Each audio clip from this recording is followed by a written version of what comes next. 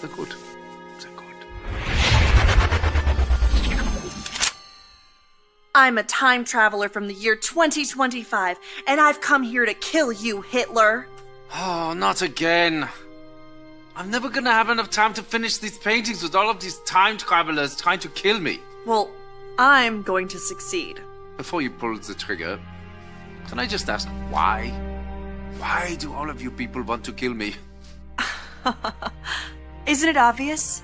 I'm a progressive, a liberal, a fighter for social justice. And you are a fascist who implemented a reign of terror. And while the effects of your policies devastated the world for decades, soon we will be able to take back the White House, and we will be able to use the government to force people to follow our great ideas. You want to use government power to force your ideas on the populace. Me too! That's fantastic! What? No. Ugh. You and I have nothing in common. What I'm saying is there are people in our time with dangerous ideas, and we need to silence them. Silencing those who disagree with you. I do that too! Oh, wunderbar! Oh, the Nazi movement will not die with me. Don't give me that! I'm enlightened, and you're as bad as... well, as Hitler. Listen, what I'm trying to say is we are very close to implementing a utopia, as long as we can get rid of some certain undesirable people groups. Yes, like the Jews. Yes, like the Jews. Oh. So, in the future, Oh. you also do not like the Jews? Well, no. But we don't believe in segregating all the races like you do. I mean, except for, like, graduation ceremonies. In dorms. And hiring practices. Oh, and admissions policies. That sort of thing. I, too, am a fan of the segregation. I'm sorry, I have to ask, is this a real firearm, or is this some kind of toy for kinder? It's a flare gun. I'm trying not to support America's toxic gun culture. I'm a firm believer in gun control. Gun control! This was one of my ideas, too. Ban them from the undesirables. Yes, look here. Oh, and your shirt. This is an organization founded by Margaret Sanger. Yes? Wait, you know about Margaret Sanger? Jawohl, of course. Oh, she's such a lovely person. No. She's a fighter for reproductive rights, for women's empowerment, And the eradication of undesirable populations by means of eugenics. Brilliant lady, very inspiring. I must use some of her ideas in our socialized healthcare system. Socialized healthcare? That's not your thing. That's our thing. No, it's very much my thing. Did you know that Nazi means National Socialist German Workers' Party? Nazi is just more catchy. Nazi. Just rolls off the tongue. No. This can't be true. This has to be some sort of mistake. We are nothing alike. You're Adolf Hitler, evil right-wing fascist dictator, and I'm a feminist restorative justice advocate. And a vegetarian. You're a vegetarian? Me too! Okay, I am so confused right now. I came here with a clear goal in mind to kill the most evil man who I've ever lived. Besides Ronald Reagan. But now that I'm meeting you in person, you're not at all what I thought you were. And your painting is actually really good. What do you call it? I call it Ein Reich ohne Juden. Wow. I don't know what that means, but it sounds beautiful. It does, doesn't it?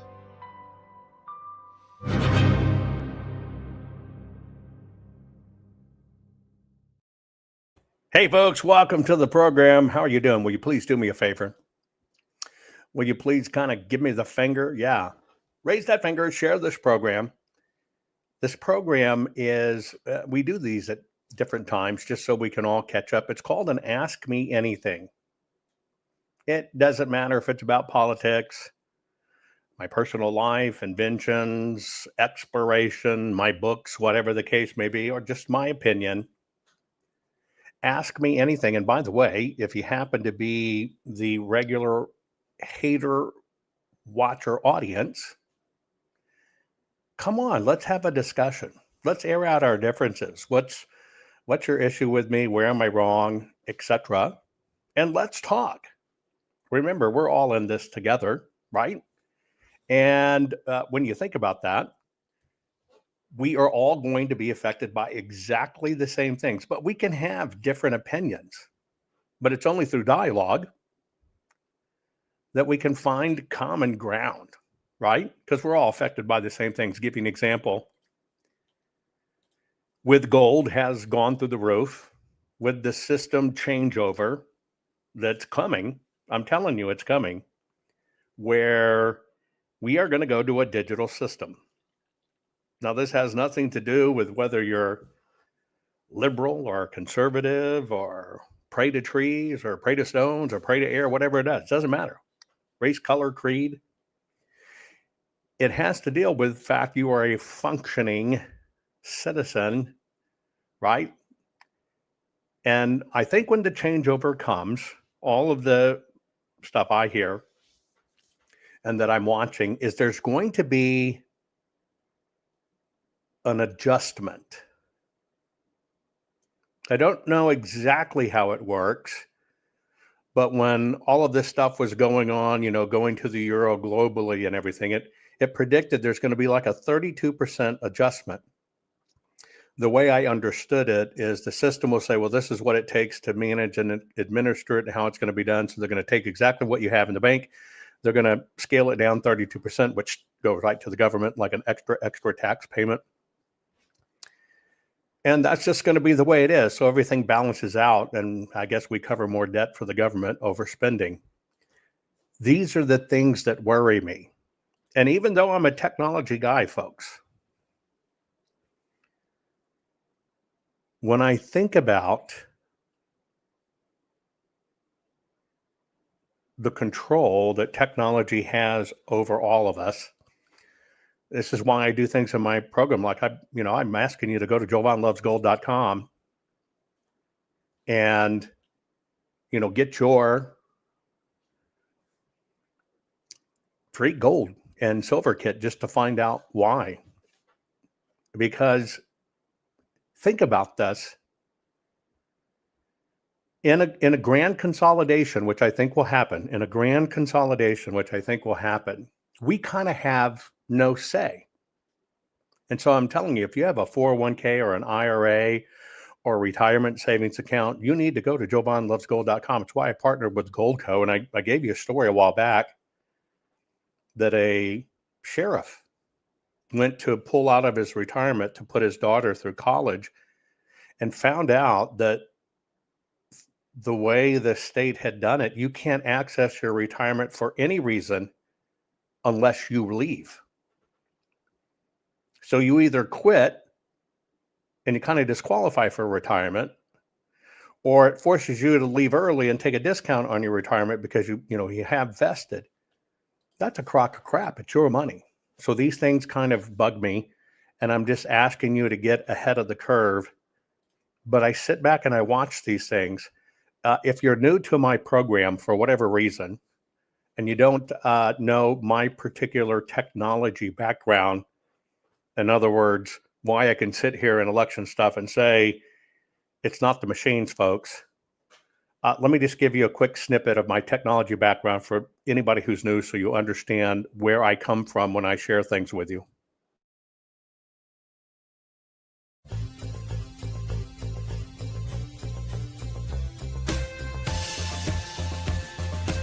Great ideas are brought to life by great thinkers. One such thinker, Jovan Pulitzer, has contributed over 500 patents to our technological world. The United States Patent Office shows that as many as 40 new inventions have stemmed from each of his pioneering patents. Today, built upon his incredible success, JovanHuttonPulitzer innovates in the areas of virtual and augmented reality, data analytics and global data platforms, nanoanalytics, healthcare systems, mobile streaming and communications, as well as monetization technologies. Some of his groundbreaking innovations are right in front of you every single day. A barcode has long been just a bunch of lines on the bottom of a box of cereal. But today, every product, article of commerce, and even people have a unique identifiable code. Everything in the world has become interconnected, and like magic, we can use our device's camera to read barcodes and unique QR codes. A now ubiquitous technology that Jovan ideated and patented. For a long time, software was purchased on floppy disks and CDs, and it was a hassle when there was an update to install. Today's devices know when there is an update available, and then automatically take care of that behind the scenes for us. Another one of Jovan's patents that we take for granted every day. Several years ago, viewing the same website from a computer to a laptop to a mobile device always seemed to make it look wonky and broken. Thanks to one of Jovan's patented ideas, websites fit perfectly into the screen you're looking at. That's what we call responsive design. We all remember when taking a toll road meant digging around your car for loose change to pay the attendant. What a traffic jam. These days, manned toll booths are a rarity. A tag in our vehicles linked to our credit card automates the payment process. Our inventor JovanHuttonPulitzer innovated the device that lives in your car and the system to capture and process that message.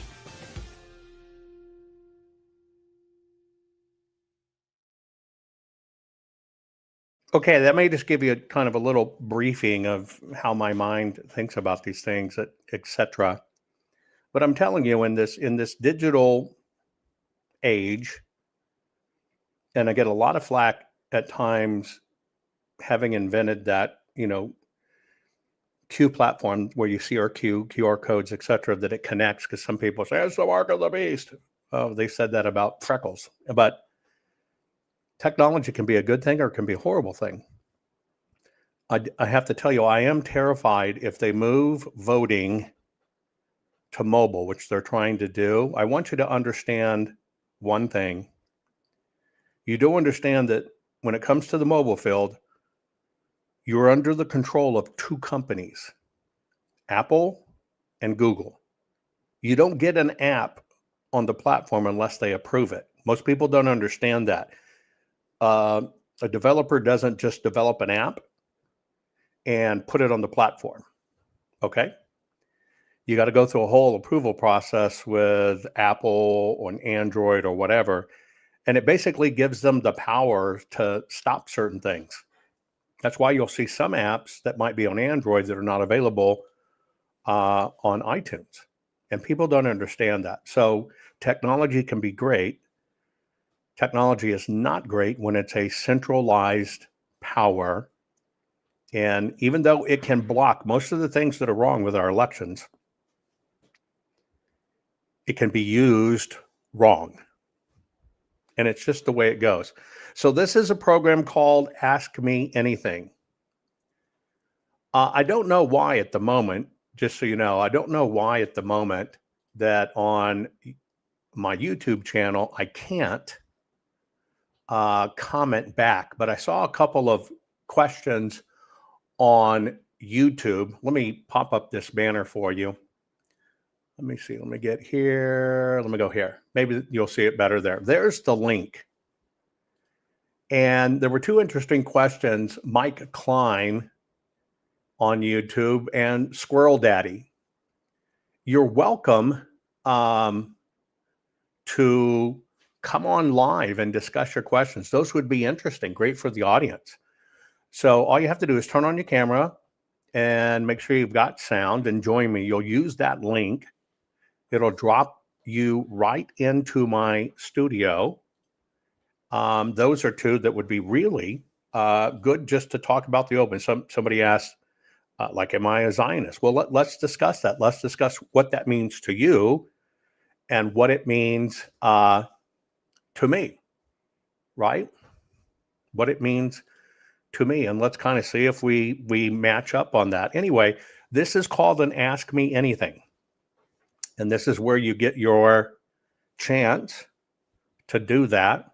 I'm an open book, right? I'm an open book.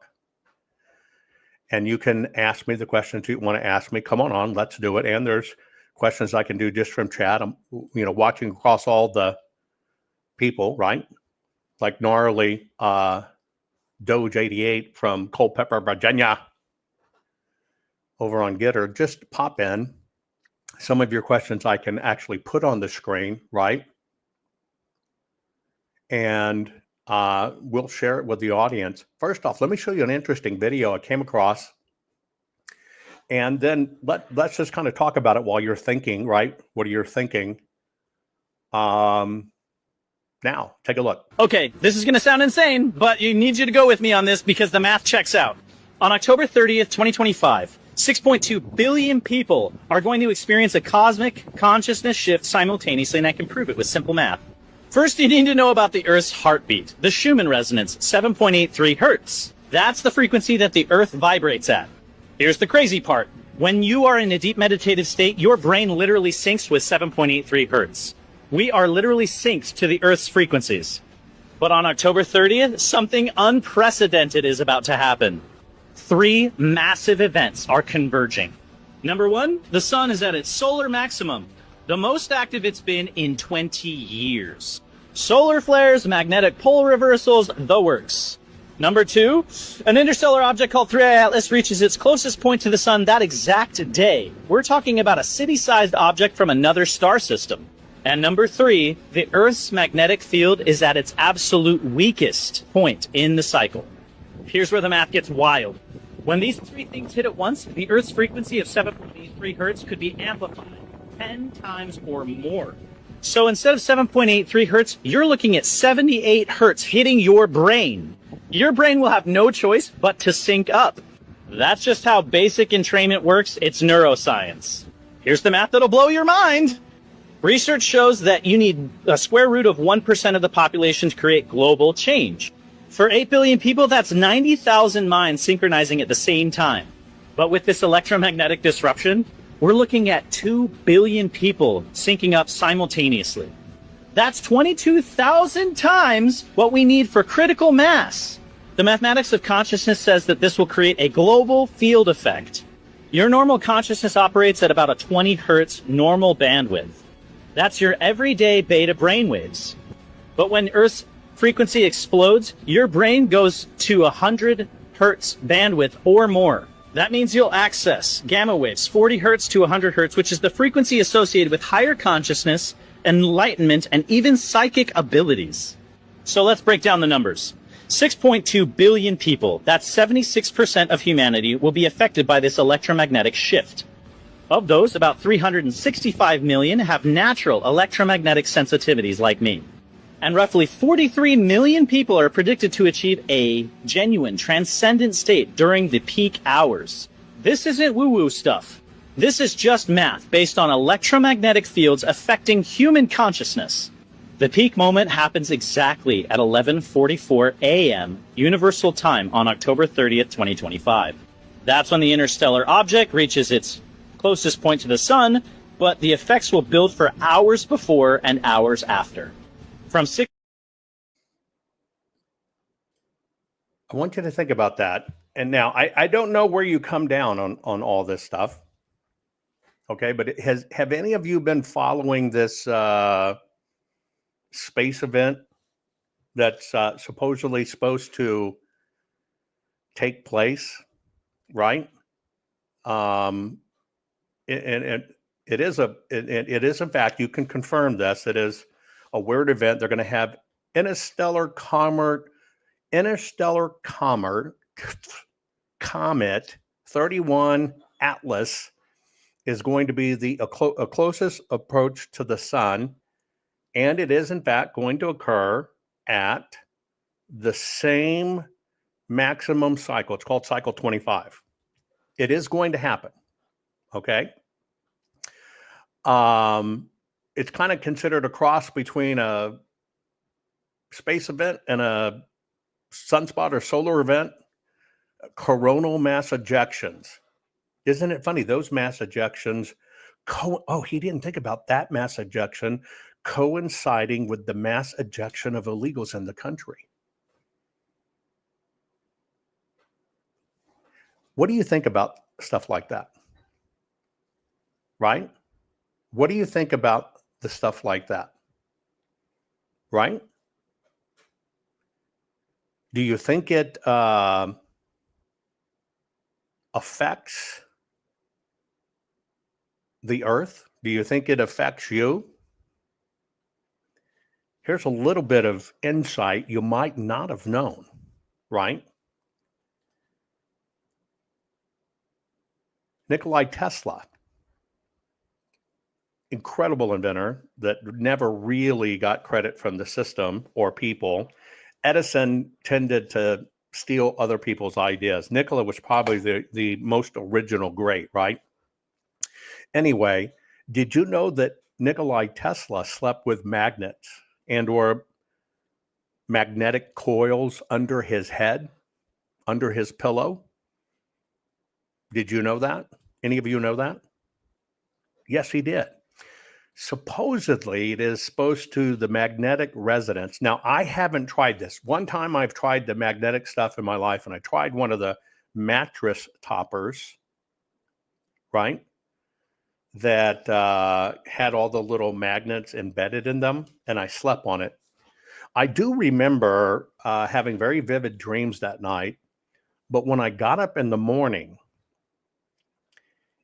it was almost as if I couldn't move. My body hurt in every possible joint in my body. And I don't know if it was because the magnet's pulling on my body, but it hurt in an incredible way. So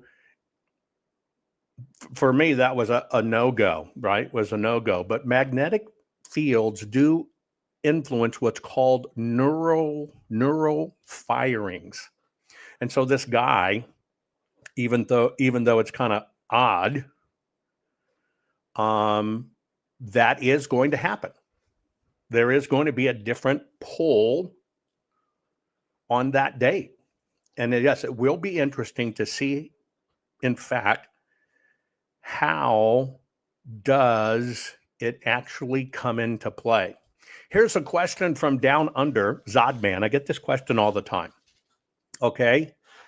Mashiro Hara did invent what you have now know to be the QR code, which was called Dentsu Wave. Dentsu Wave.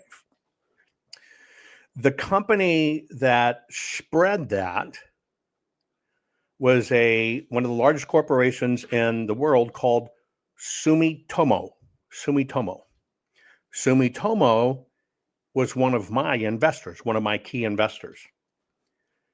When the 2D, it was called a 2D, when the 2D barcode was invented, it was invented as an inventory item. They kind of used them like building Toyota cars, etc. And it had just started being used in the manufacturing process. But here's what it meant. It was a localized lookup. Localized lookup. Just like when you go into a grocery store and you buy a loaf of bread. You could have, and I'll use Zod, this won't make sense for you, my friend, down under, but in the South, in the US, we have a grocery store called Winn-Dixie, or we might have Albertsons. Now, technically, there would be a barcode on the loaf of bread, but at Winn-Dixie, it might be 99 cents a loaf. And at Albertsons, it might be 98 cents a loaf. And so at the grocery level with barcodes, what would happen is when that barcode came across the system, it would basically know what to charge the customer, would go into the company's current inventory and say, okay, the inventory is now down one loaf of bread. And then it could trigger things like if the company was getting low on bread, because all the cashiers aren't talking together, and they realized there was a run on bread, it might trigger somebody in logistics or accounting or whatever to order more bread and get it in the warehouse. Well, it's the same thing with 2D barcodes, right? It would literally tell the systems where these things were, etc., right?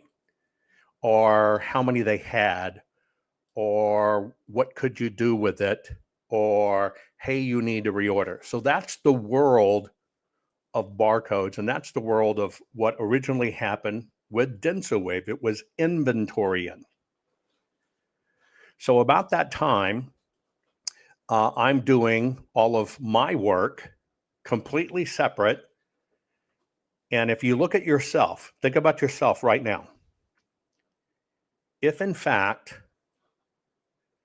you were to look at yourself, you are numbers. You're an amalgam of a bunch of different numbers. Maybe your passport, maybe your ID, maybe your employment ID, your social security number, your driver's license number, etc. You have a tremendous array of numbers that are associated with you. So I realized early on that this thing, which they were calling back then the information superhighway, what they're calling the information superhighway is going to come. And then I realized everything, and I mean everything in the world, is going to work off of these codes. Every single thing. It doesn't matter what it is. Every single thing in the world is going to work off of codes. And so when I realized everything would work off of codes, meaning you don't need to know the numbers underneath, you would just know, like, yahoo.com. It was that the internet was going to be keyworded to help you understand it. And the way it would help you understand it is by helping you understand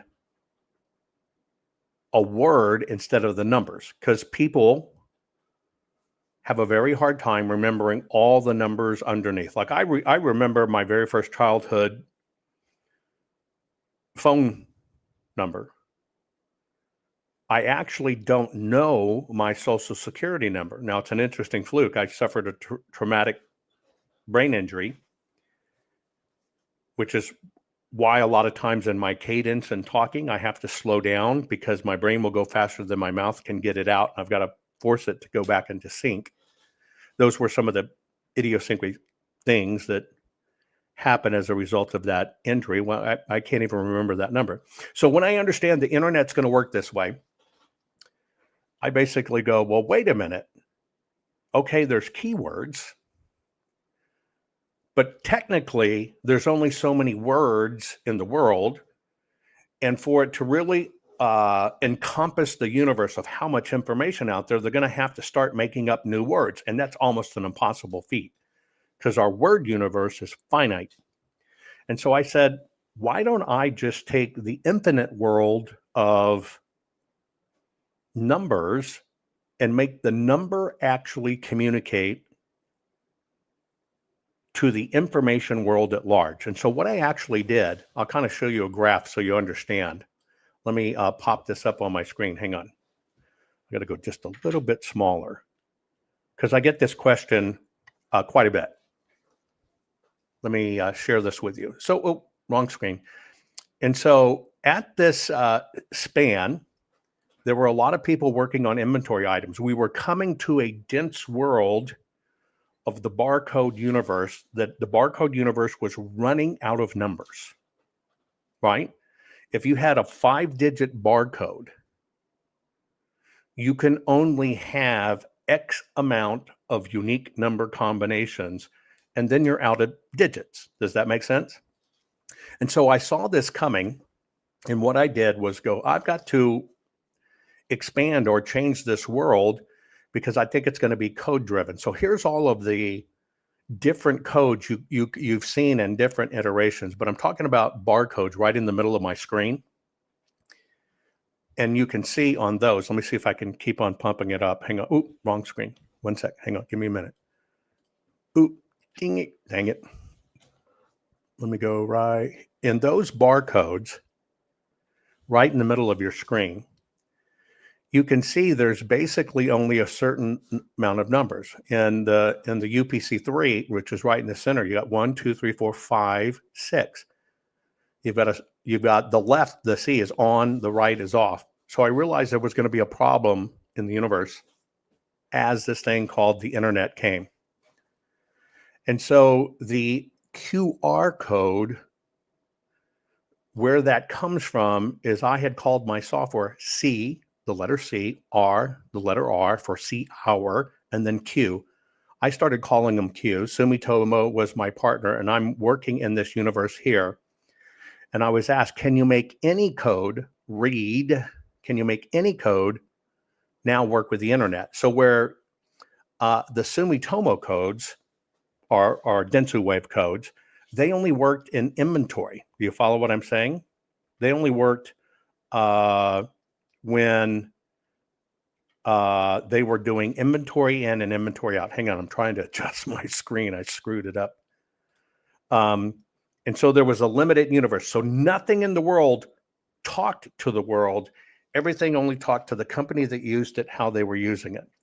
And I realized this thing called the internet is going to come about and the whole world's going to open. So what I set out to do is to transform these codes to become a communication network.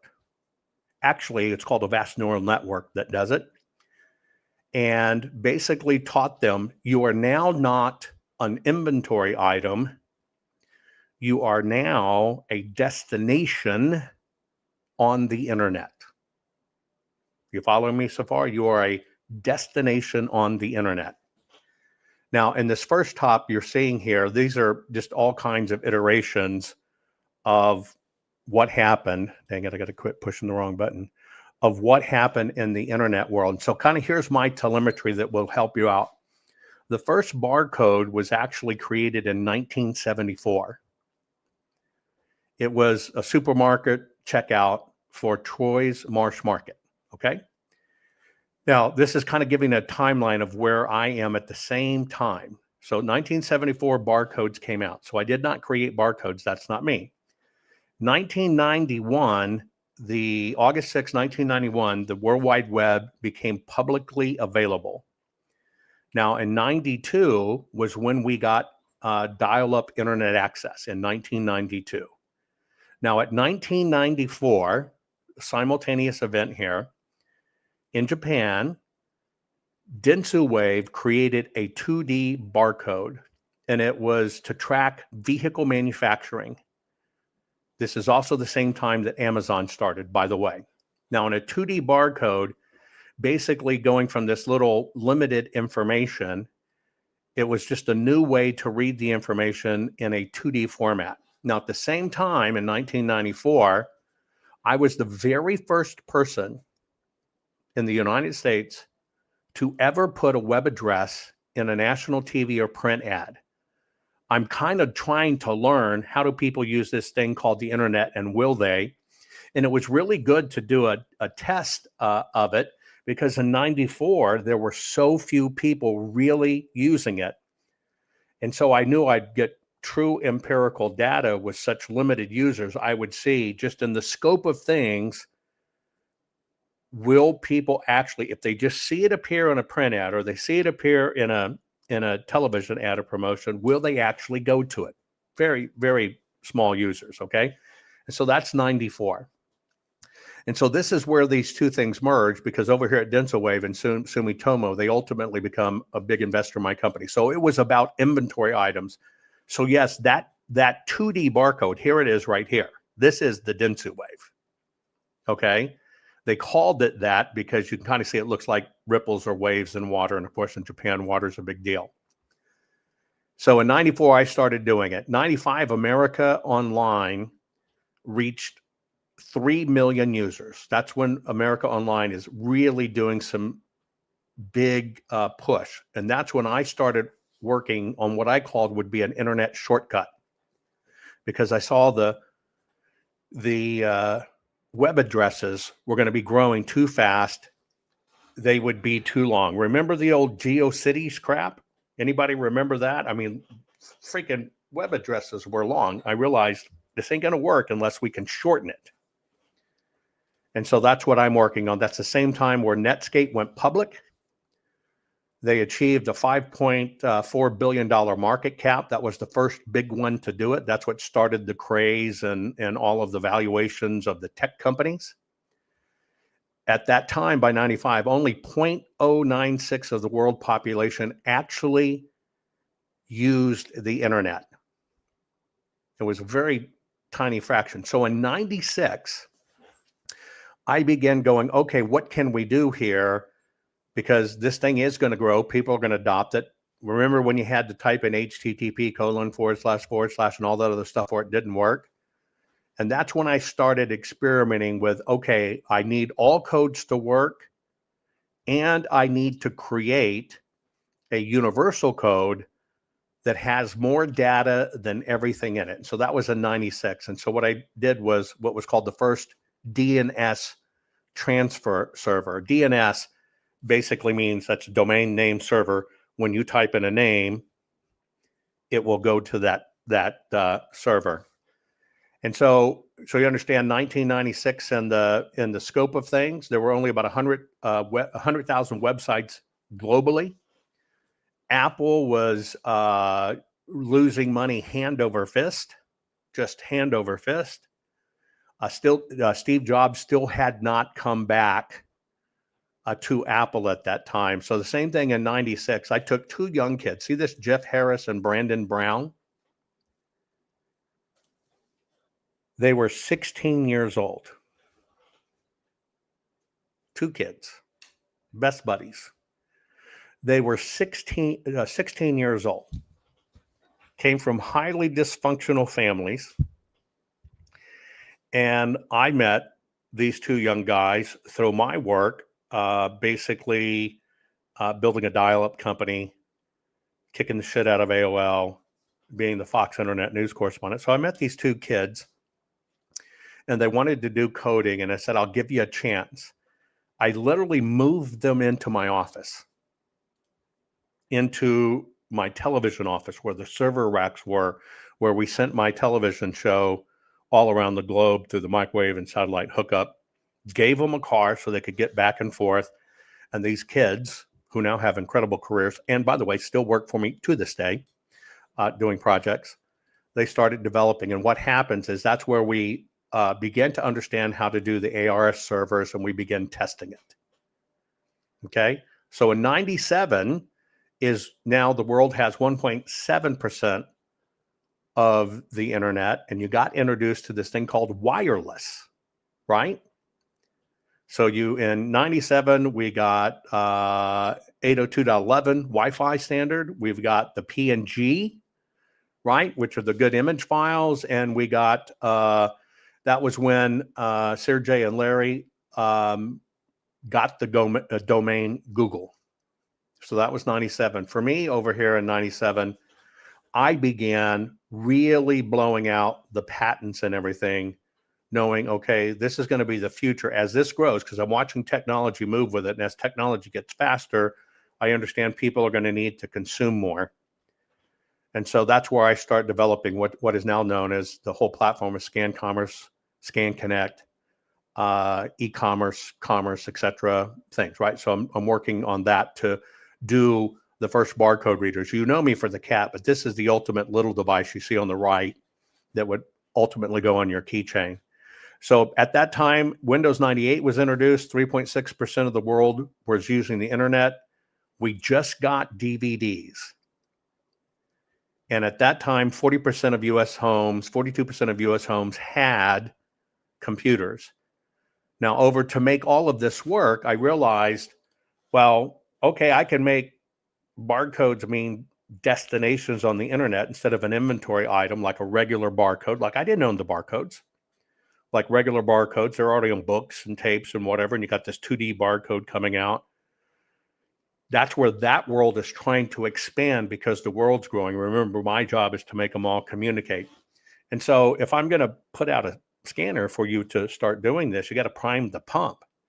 And so you had to scan everything. So we had to go in and we manually, hand touched, we had to take all of the 16.8 million product codes that existed, and we had to manually give them a destination. That's how all this thing works now. You don't think about it, but it all hits a server. And so that was the population of basically the big switch. And so the first wiki came in 1999. The Melissa virus came out. That's when you learned about Trojan viruses. There was about $80 million in damages. This is when we first get USB flash drives, etc. On the right. Now my company's maturing. It's called Digital Convergence. We were one of the first companies to ever become a billion-dollar company, not like Netscape by going public, but I built a billion-dollar company privately. And that's when we first released the scannable Q codes, CRQ plugin, okay? Now, the first people to ever get one of the business cards, where you now see them on everybody's business cards or every product, the very first 3 people to actually get a business card that were enhanced was Steven Spielberg, David Geffen, and Jeffrey Katzenberg. Spielberg was one of my partners in this to get all of this out, because he saw the benefit in movies and DVDs where you get more information. And that's when I released keystroke automation technology. I was telling somebody this the other day. Interesting story. What I had actually invented to be the eyes, I called keystroke automation technology, which by default is CAT, K-A-T. I'm in Chicago. I'm at the Sears building, and I'm meeting with the chairman, Arthur Martinez, of Sears. And we're having a discussion about, hey, here's what's going to happen in the mail order business and catalogs and stuff. You've got to have to connect them to the internet. You're going to have to do a thing. Most people don't know this. With your credit card to work in the shopping cart and remember you, those are all my patents as well. And so I'm talking with Sears, and it was the chairman of Sears at the time that said cat. And he says, son, don't you realize that that's a cat? I go, yeah. He says, well, you got a mouse on a computer and you've invented the cat. He says, you should just call this thing a cat, change the K to a C, but it's keystroke automation technology. So it was Arthur Martinez was the one that actually came up with the moniker for the cat. So we released it. We had a million registered device installs in 30 days. And so everybody's blowing and going. We're just huge and massive, okay? So we get to 2000. I am going to do a public offering. Everybody's telling me you're going to be the next Bill Gates, right? And then, of course, March 11, the crash came, etc. Everything went to hell in a handbasket. We had already had the wireless key fob. That's it up here, you see.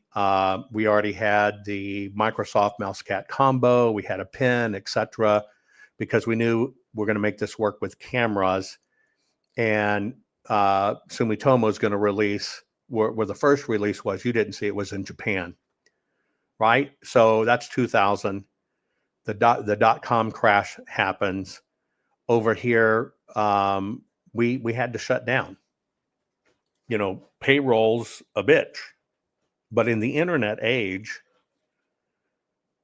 my burn rate, that's how much you spend each month on your payroll, my burn rate, I had just trimmed it back from $9 billion to $2 million. So my burn rate, $7 million each pay period.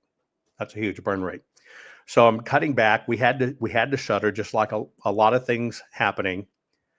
And so we knew it was coming to mobile phones. And so what we did is I and my partner investors, we went back and we bought all of our patents back, my patents back, out of the shuttered company.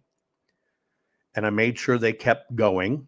And then by 2008, right, we have one of the largest portfolios in the world, because now it's a massive portfolio that all the manufacturers of mobile phones and mobile devices use.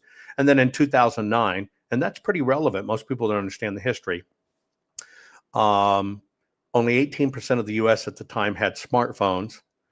And that's when we really began the campaign, once the patents were matured and everything else.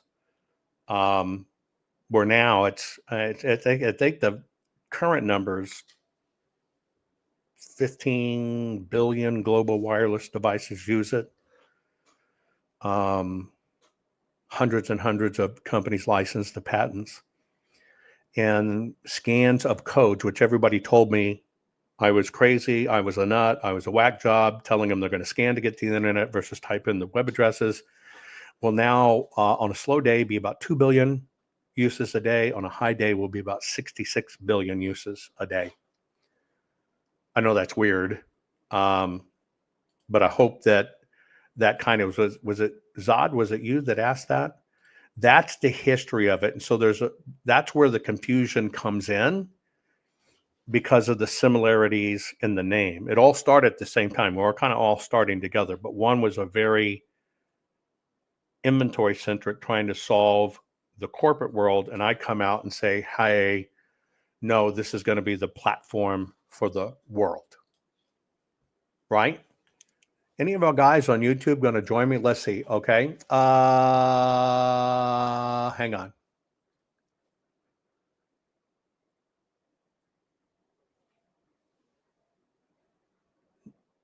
I'm not sure I understand this. Let me see. When you were going to get out of Arizona audit mode, and when are you going to get out of the Arizona audit mode and have a judiciary sentence on the ballots, fudgers? I remember you saying you were about to do a Michigan audit.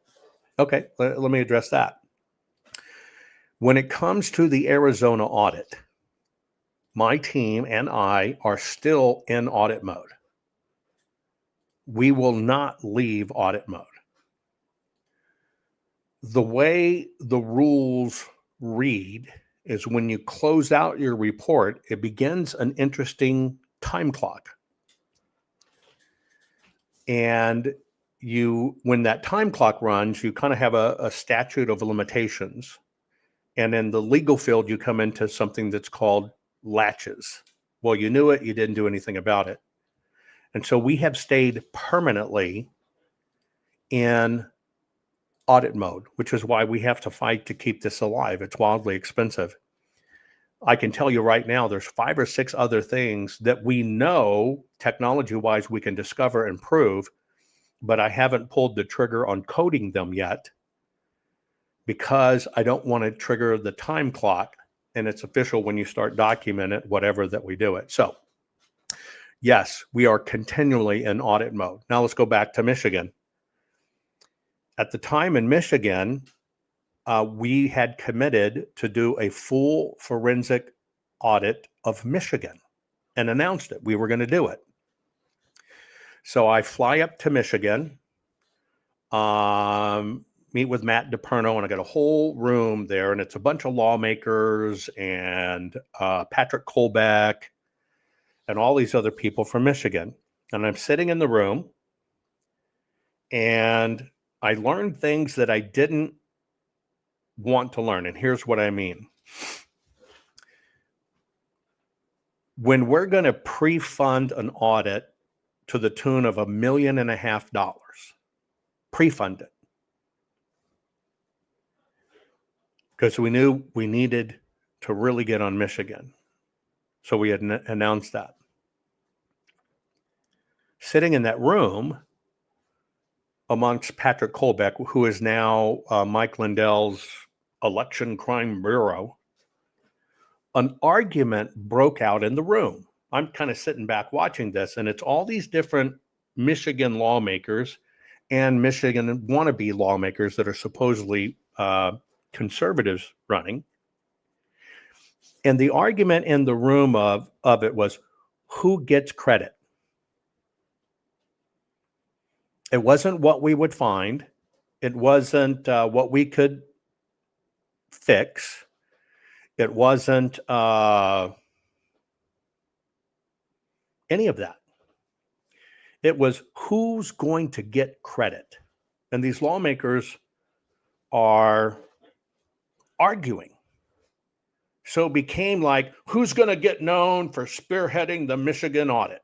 Because it would get them on TV and it would do interviews. That was the lawmakers. Then all of the little petty factions of election integrity started arguing, well, who gets to control the money? Who's going to handle it? Who's going to do this?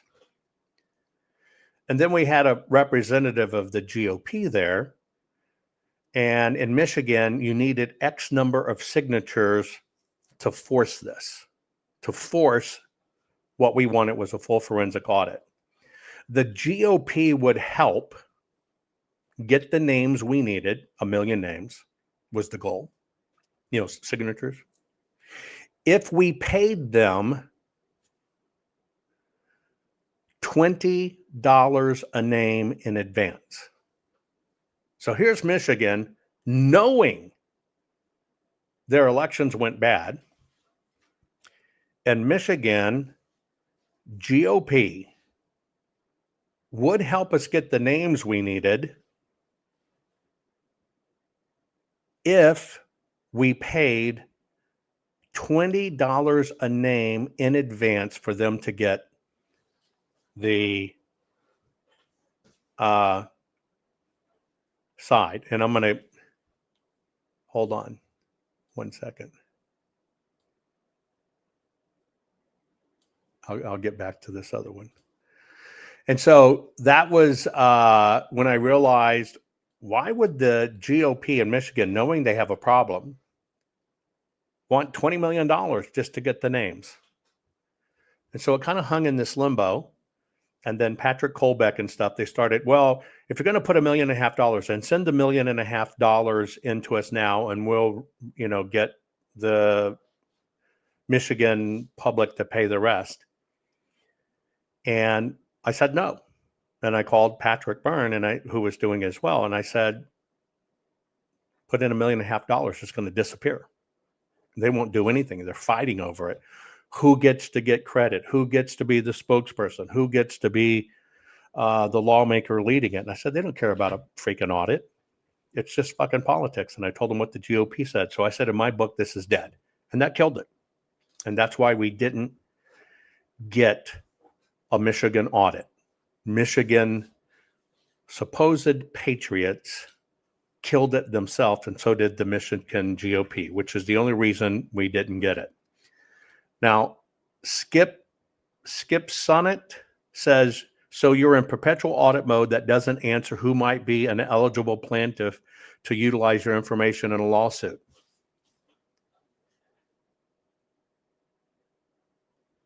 I don't decide that. And I can't be the plaintiff. I have no standing to be the plaintiff. My team has no standing to be the plaintiff.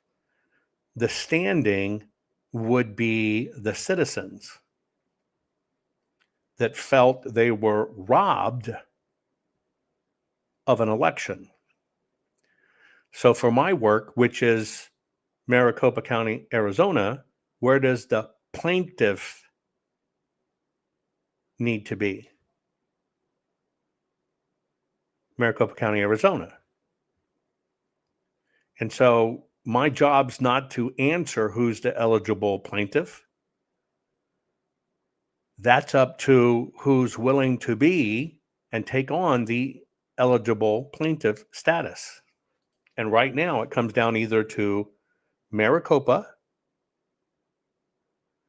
or an administrative group, one withstanding at least, and a combination going at a higher level, coming through an investigation. Let's say at the White House, they open an investigation and then it comes to light, or yes, a class action, which could also bring it to light. By the way, J-Lo, thank you from the bottom of our heart for supporting our work. And by the way, if I miss certain questions, don't worry, I'll try to get to them, right? And I'll try to answer the ones I could do. Somebody asked, am I a Zionist? Yeah, by default. Do you even know what a Zionist is? That you should have a entitlement to your own country, right? Based on your own traditions, etc. Right? Yeah. Is Zionist a bad word? No. Is Zionist a dirty word? No. Is Zionist an evil word? No.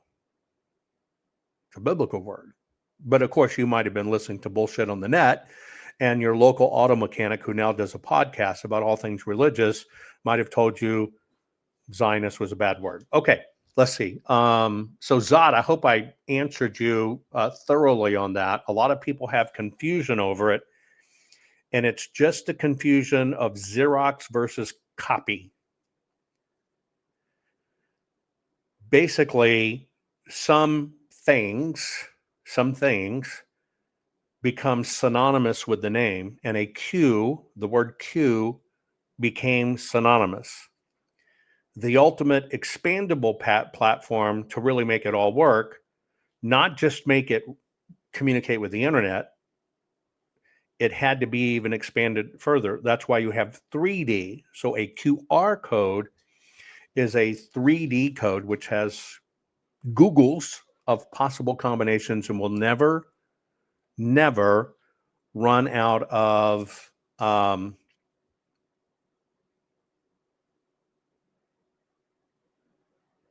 information. Good question. So here, let me get to this one.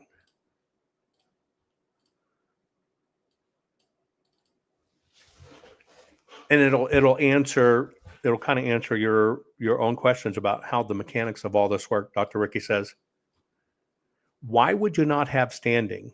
You were screwed just as badly as the people in Arizona, Michigan, the whole USA. Okay. What do you need me to be? Do you need me to be somebody that brings a lawsuit, which then means I can't be the expert witness? Or do you need me to be the expert witness coming in with no bias and just factual information, presenting the facts? In which role am I most valuable? Because you can't have both. In which role, to the world or otherwise, am I more valuable? And that's as the expert witness. It's a very interesting thing that most people don't understand, and a lot of people don't tell you. You cannot be both. Also, you can't be an expert witness and do it for free. Did you know that? You cannot, in the court's eyes, be considered an expert witness giving expert testimony if, in fact, you did the work for free. Why? It's considered bias. And therefore, the other side can say, well, you're biased. You must be biased because you did all this millions of dollars of work free. And so what you have to do as an expert witness is you have to be paid the going rate of what an expert witness is, figure out how many hours of work it is, and be decided by contract. Then you are, in fact, an expert paid for your expertise. Most people don't even understand that, right? Period. You must be an expert witness. An expert witness delivers facts, not opinion. A volunteer can have an opinion, but the court does not decide on opinions. It has to decide it on expert witness fact. What did you discover? How was it discovered? Was it discovered off of facts, figures, or materials related to the actual event? Can your methodology be reproduced? Would your methodology produce the same results? Therefore, can it be tested and validated? That's what an expert witness is. That's how it works. And so think about a lot, and I'll give you a good example. Think about somebody coming in that is a person who does polls. Now, by default, what's a poll? Well, it's an opinion gathering, statistical analysis of opinions. Now, the poller can kind of say, well, this is what it really means, but it's still opinion. That can't be used in court. That cannot be used in court. You also, one of the things when you look under the radar, you also find a lot of people say, well, I found this and I found this and I found this. A good example would be Shelby Bush in Arizona in the Kerry Lake trial. Shelby Bush, who is a medical or dental office manager. Medical or dental office manager, right? I think it's something like that. We'll just call her a office manager, right? And it's hard for me to respond to the YouTube stuff, but I'll get over there in a minute.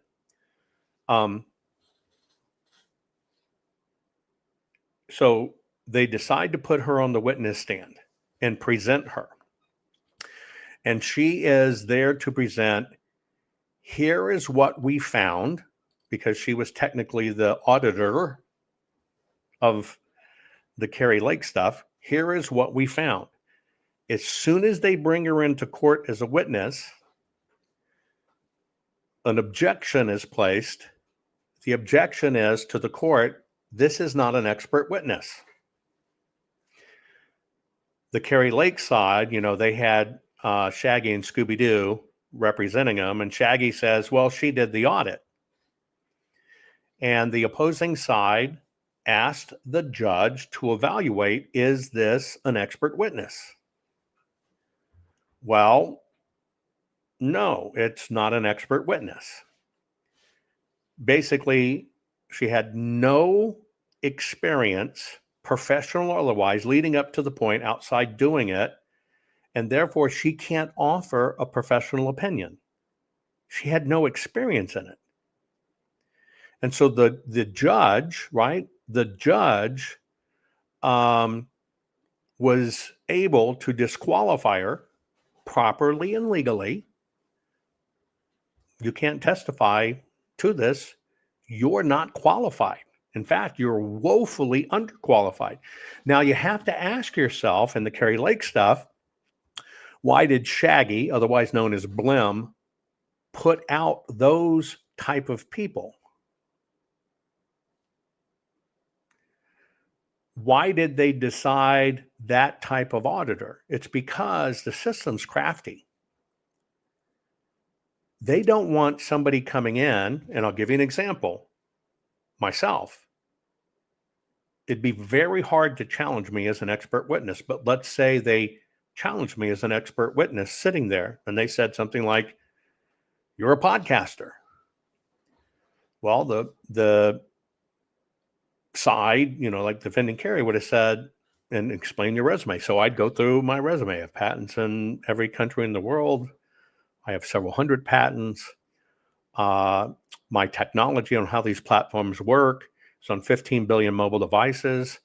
The patents, the ballots themselves in Maricopa have unique QR codes on them, including the envelopes. Those codes work specifically because 207 of my patents, and so I know how that whole platform works. Those 15 billion users of my devices predominantly swipe paper on the code, put it, code, or take a picture to get to it. So I understand the dynamics of paper, routing, counting, tallying, which is what it is.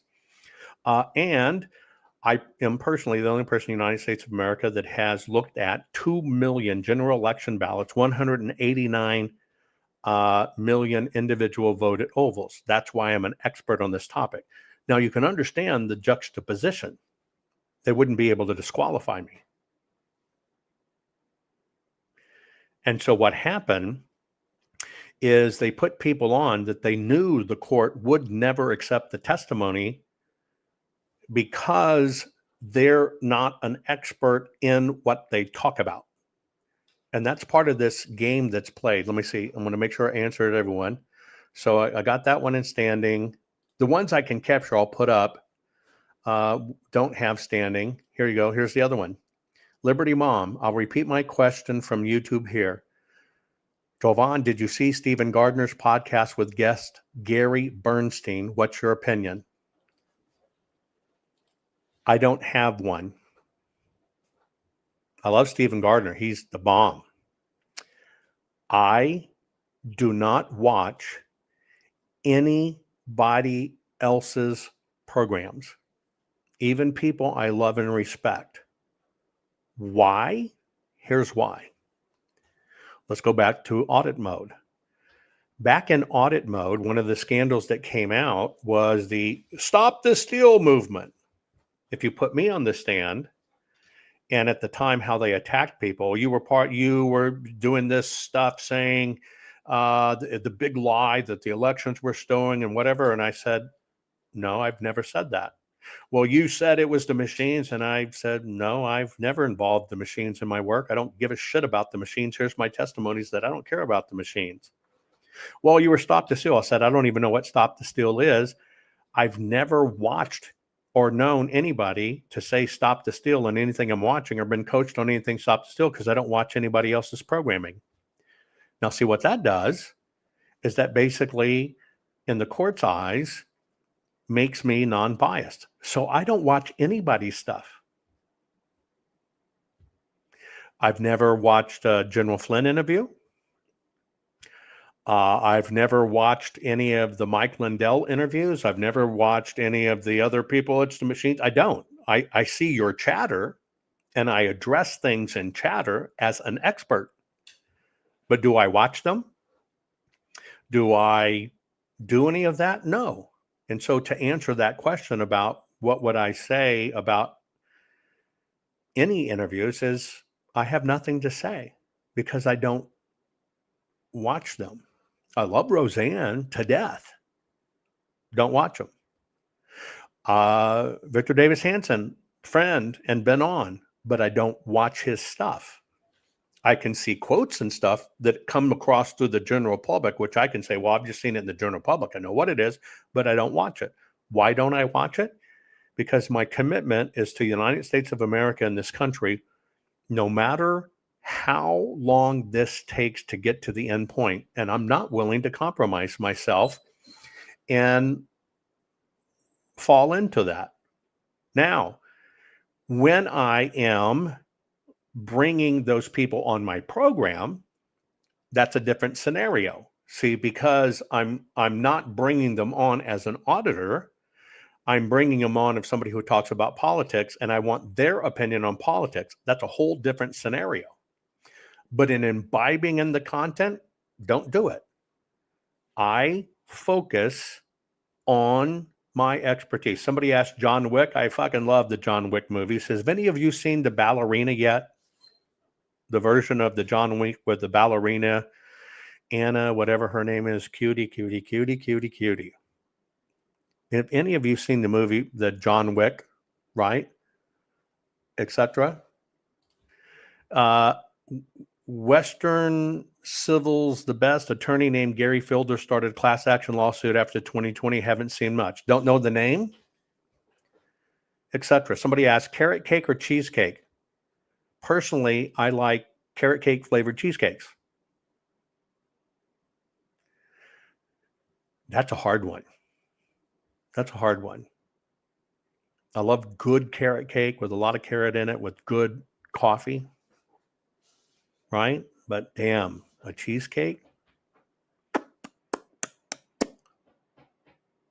Love that too. Okay, hang on. Let me look across the... Okay. Hey, Victor, farmer from Earth. Still trying to. What balance in political campaigns should there be between old school ground game canvassing and digital collections of voter intentions?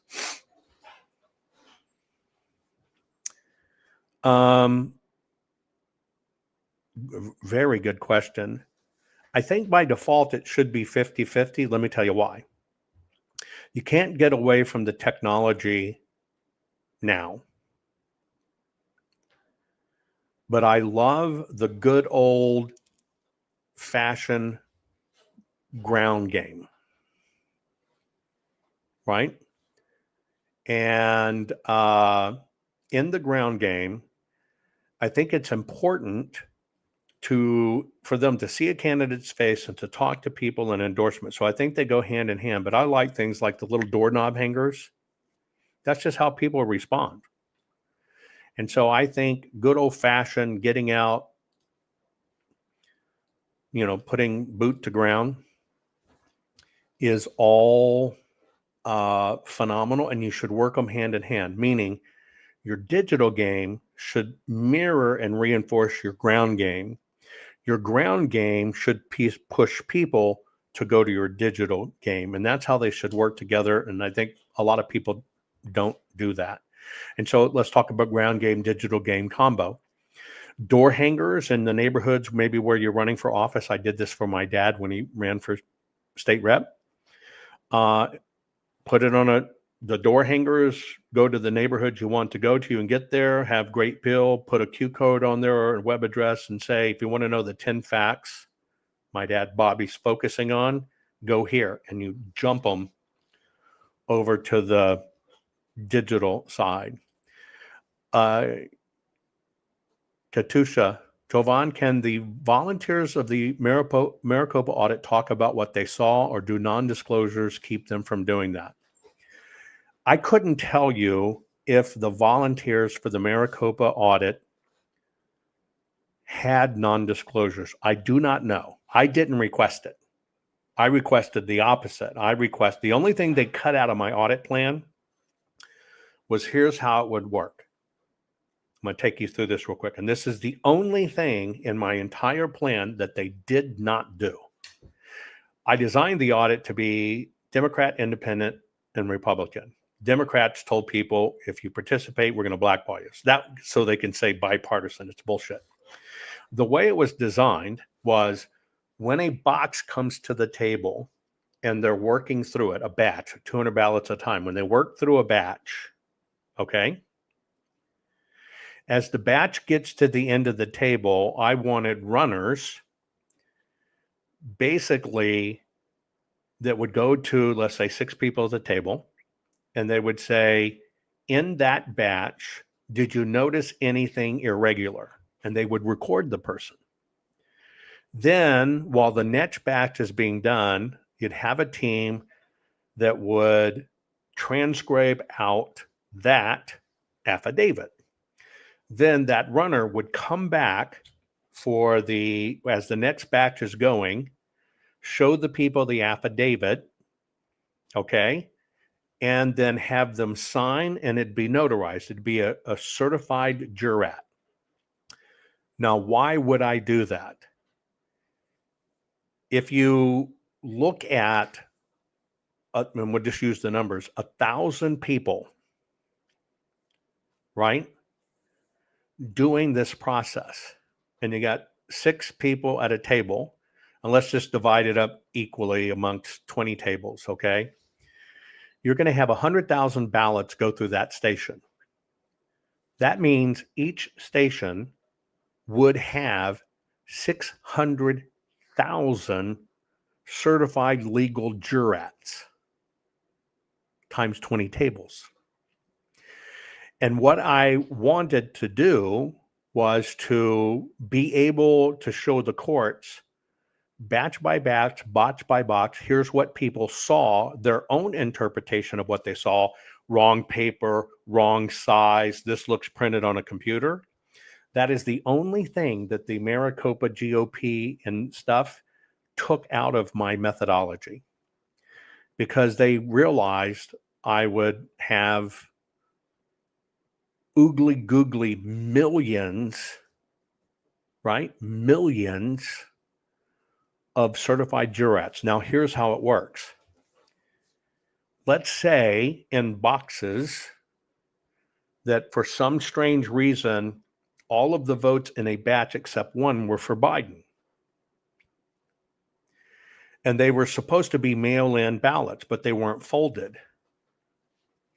In a court of law, other than my testament, these weren't folded, and it was this number, I would have had, let's say, 100,000 certified eyewitness accounts of, holy shit, this was supposed to be a mail-in, it wasn't folded, and 200 votes in the batch, and 198 of them, 199 of them for Biden, one Trump. And this happened X times in a row. Can you imagine the power that would have been wielded in court with those certified jurats? The system cut that out. They did not want that paper trail. Now, we go over to the other example. If you were to look everything that spun after my work,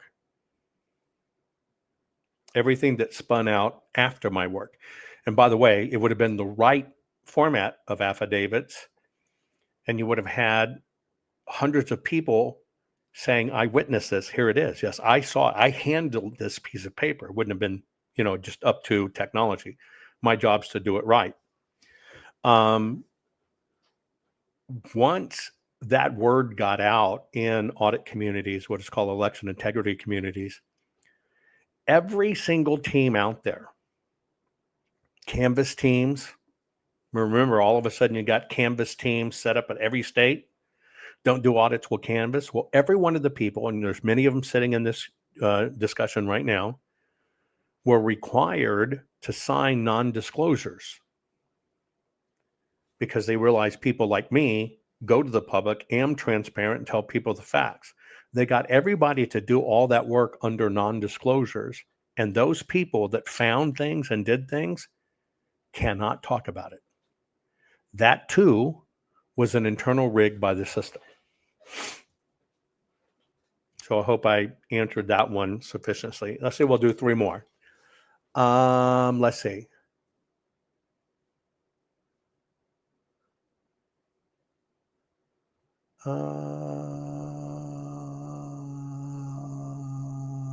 Carrot cake and ice cold milk. I don't drink milk anymore, but I'm with you, Joe. Carrot cake and ice cold milk.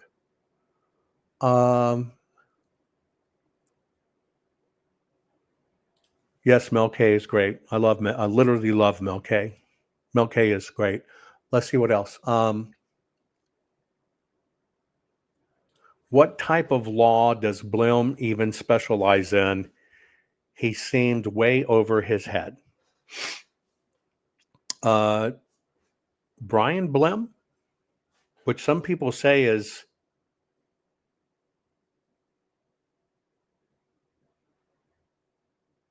I just said her name, Shelby Bush's brother. I think she said that. I don't know what Brian Blim's specialty is. I just know he got brought in. He was brought in by somebody I consider just a rat bastard into the Arizona audit. I don't know his specialty. He started early on bad-mouthing me, like he was sick on it. He was the only attorney left standing in Arizona that would take the case. I think that was by design.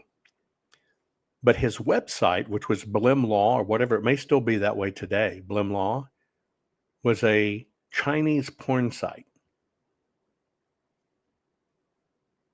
And I would message Blim,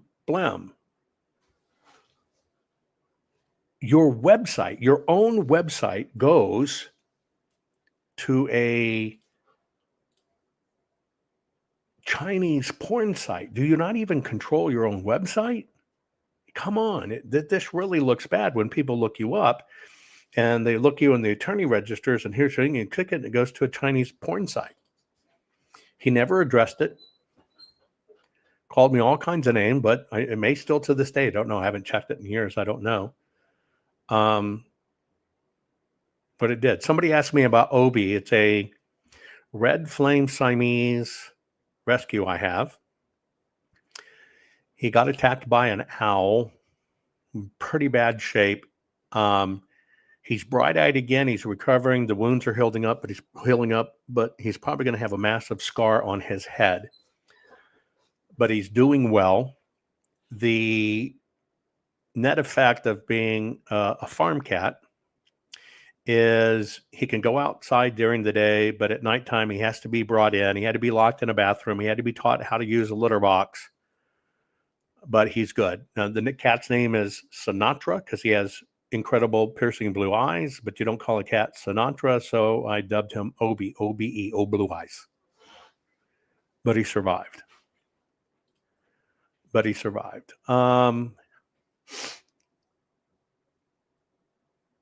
Oh, by the way, somebody said one of the things you need to know, and thank you for reposting this stream. This is about the only time we get to talk. Part of the preservation of the records of the Arizona audit. Let me show you what that means real quick. Hang on. Not fixing 2020 will damn our nation forever. The historic Maricopa County full forensic audit effort processed 20,895,610 digital and forensic images of varying formats, resulted in 208 million individual evidence-proof files. The system processed over 58 billion forensic measurements, resulting in over 2 trillion individual base computations. No hopium, no hype, just hardcore forensic evidence. Please make sure the Maricopa County full forensic audit archives survive. Donate now. So if you want what happened in the 2020 election fixed, then please donate to protect and secure this historic evidence. We can't do it without you. We need you. America needs you. Our future needs you. Please donate now. One of the things, and you guys came up with it, makes perfect sense, is we will make sure as all of this survives, and God bless you, all the people that are making sure this survives, because part of the deep state stuff is to run you out of money. And it's been, I did a contract for $210,000 that we spent $3 million executing. But another advantage of making sure these things survive in proper chain of custody is for us to turn them over to the Trump Presidential Library for History, which means anybody in the future can come around and duplicate the technology, verify this stuff, study ballots, and understand. So that's another important reason of keeping those things alive. Hevelin said, what do you think about the whole Trump 2028 buzz? Is Trump trolling the left? And I saw General Flynn even suggested this.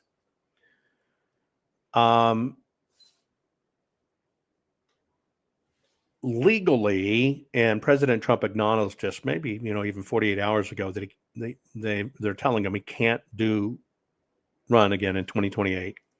So I think it's a combination of mass trolling.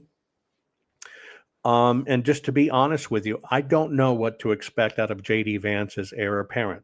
I don't. So I don't know what to tell you on that, other than I think a distinct reality of him running 2028. I just don't think it's going to happen, and I also don't think would be good for his health. I just don't think it would be good for his health. In fact, I think it would be detrimental on his health. Zodman says, interested in your impressions of Antarctica. There you go. So Joint Base Scott. Antarctica is a fantastic place. Many of you have probably seen in my exploration stuff, me in these various remote places and the sled dogs and everything else. I think it's one of the most important emerging frontiers in science and history, and where we see in this natural trend of the planet, some of the glaciers receding, we're seeing mankind was there and finding all kinds of different artifacts. So I think it's one of the greatest frontiers in the world. And I hope there is exploration teams and funding really that somebody does it, right? That somebody does it. But a very interesting fact is occurring with glaciers receding, which is the natural cycle of the Earth. They are starting to find tools and all kinds of interesting things of man being there. But I tell you something I'm very interested in. So if you were to look at the current artifact record, now I started talking about this, I don't know, 10 years ago. You can forensically identify obsidian and chert. You know what you make arrowheads out of? And I've already proved this. But you can use advanced science to look at the arrowhead and find exactly where that chert or obsidian emerged. You can ID it down to a place, right? ID it down to the place.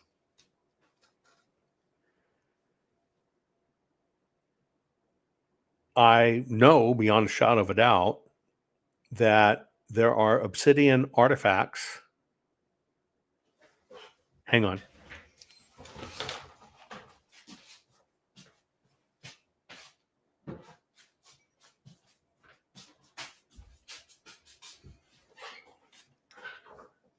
Forgive me for walking off screen. Because I'm going to show you how I know this. And so if we were to scientifically, using technology to identify cherts and obsidian, you know, volcanic glass, I think you will see there has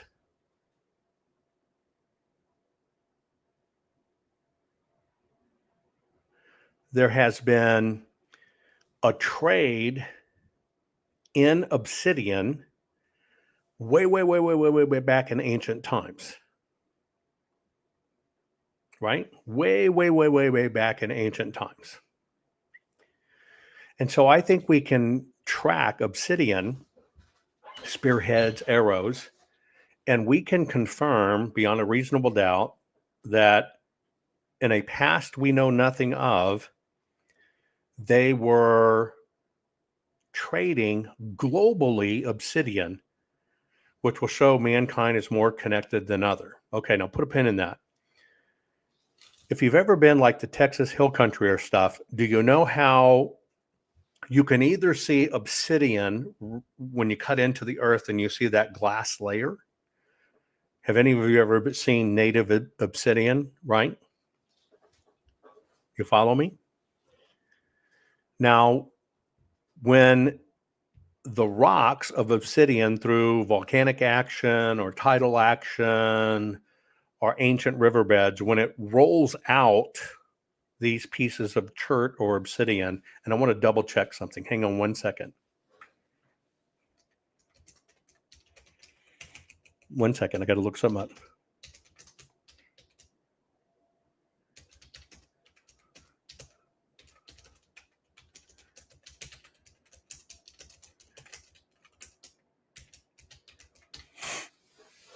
Okay. And so you see it in levels, in glass levels. And of course, obsidian, if you know how to cut arrowheads, is just like freaking, it's dangerous, right? You got black obsidian, you have rainbow obsidian, all this stuff.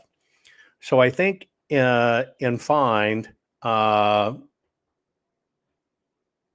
we will find there was a trade, right? A trade on it, okay? So that's number one, okay? That's number one. And so I'd love to map that project. It's one of the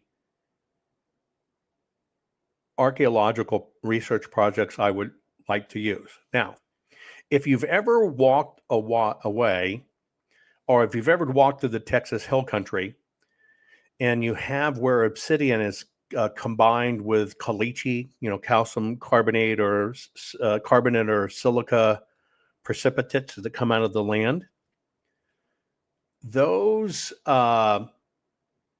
pieces, okay, to come out and be a piece of obsidian that is now encased in that white casing. Have you ever seen that before? It's got a white casing on it. That's surface oxidation.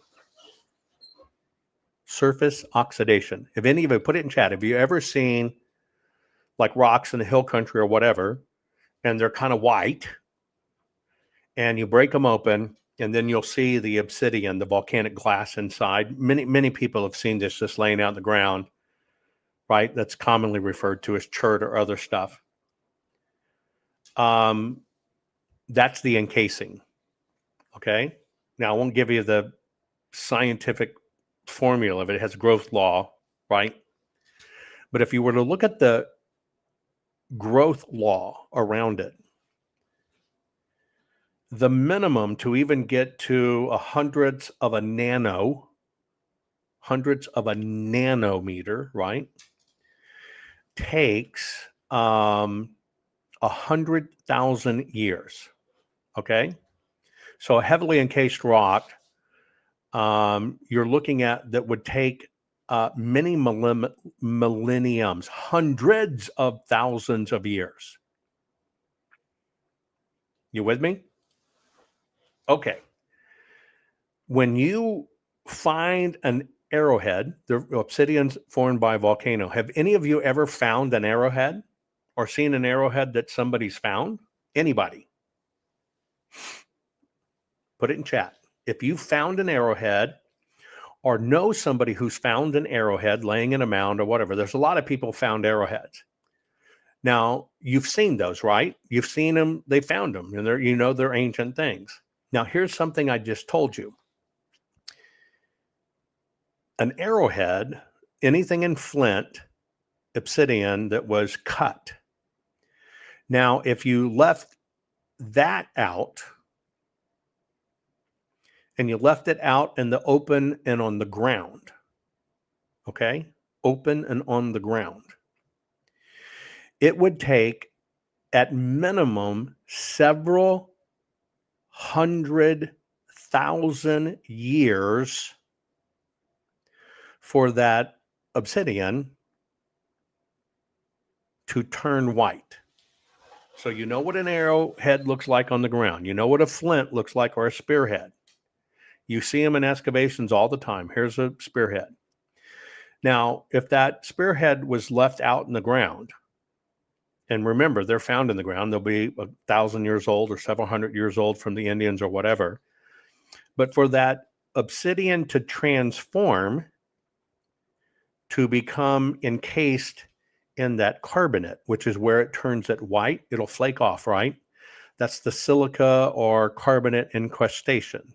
That's how you normally find the rocks.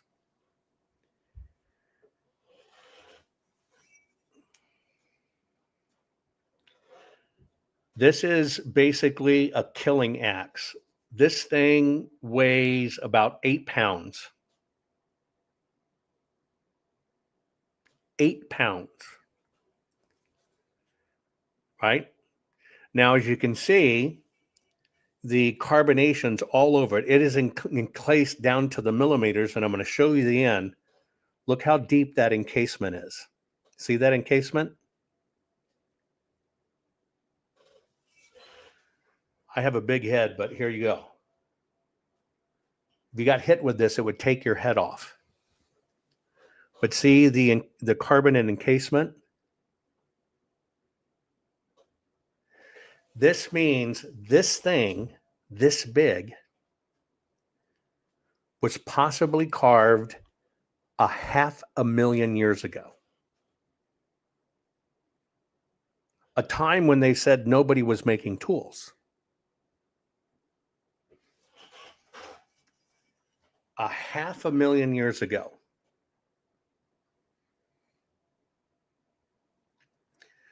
So that means mankind 500,000 years ago were making advanced cutting tools and weapons. That predates anything we've ever known. I possess these artifacts. I'll show you one other here in a minute. I'll end with 2 artifacts. And so one of the things, right? One of the things that I'd really like to research better is what's called the iridium layer. And Zod, isn't that a specimen? Look at that.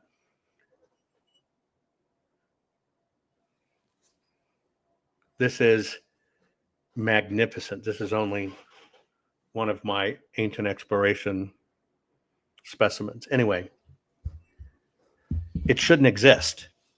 But it also, what is about this, if you were to look at modern versions, they would have been about 1/3 of this size. This was wielded by somebody of incredible size, right? Somebody of massive stature. Anyway, we have this phenomenon around the earth that they typically associate with the younger Dryas and stuff like that. I won't get into that. But you have a very initial interesting thing in the strata. You ever walked out where they cut through the side of a mountain or whatever? That basically you see all the different layers, which is how we stratify, date things. And we'll find these artifacts in these stratas. And then we have this interesting event that where we have this iridium layer. Now, here's how artifacts work.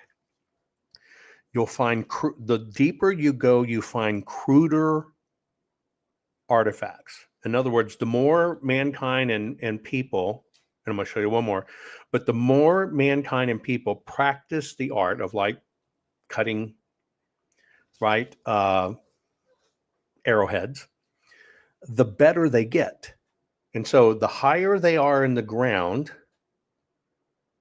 the better they are. Now you can watch man's manufacturing capabilities get better. So they'll start out crude and they'll get better and better and better and better and better and better and better as mankind evolves in his manufacturing techniques. Except we've got this really unexplained thing. Okay. Yeah, Kitty, I saw the news with the news in Jerusalem. There's a lot coming out of Jerusalem now proving the Bible. Media is trying to suppress it, but archaeology has advanced so far, it's nuts. Anyway, so you start with rough things and they get better. And then we have this very interesting layer that goes all the way around the earth, and it's called the iridium layer.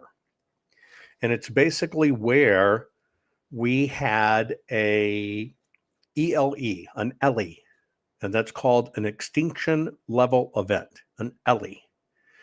And so iridium comes from space. It means that an asteroid hit Earth, and all of the debris that was thrown up, little particulates of debris, right? Fall down to Earth. No, this is not I'm telling you right now, if I was to run my hand across this serrated teeth, it would cut my fingers off. If I really put pressure, it's just not a crude weapon. This thing is so razor sharp, it's nuts. This is a killing machine, not crude. It's not a hammer. I mean, this thing will just sever you, even at its old age. Anyway, we got this iridium layer.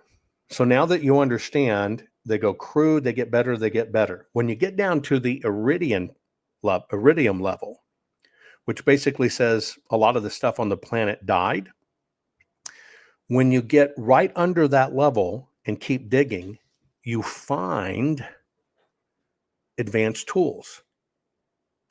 So here's what it is. Mankind had advanced, was making incredible tools, massive asteroid impact, obliterated Earth, and man had to restart again.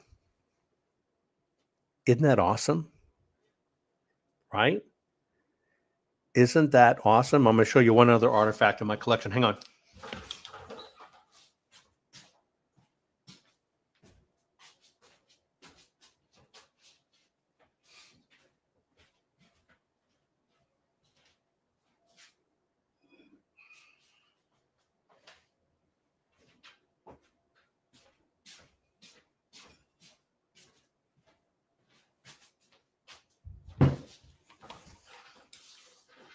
Now, this one comes out of ancient China, right? And again, you can date this way jade, not the dancer stripper, although she's great, right? But you can date jades and everything else. Well, if you were to go back in Chinese culture,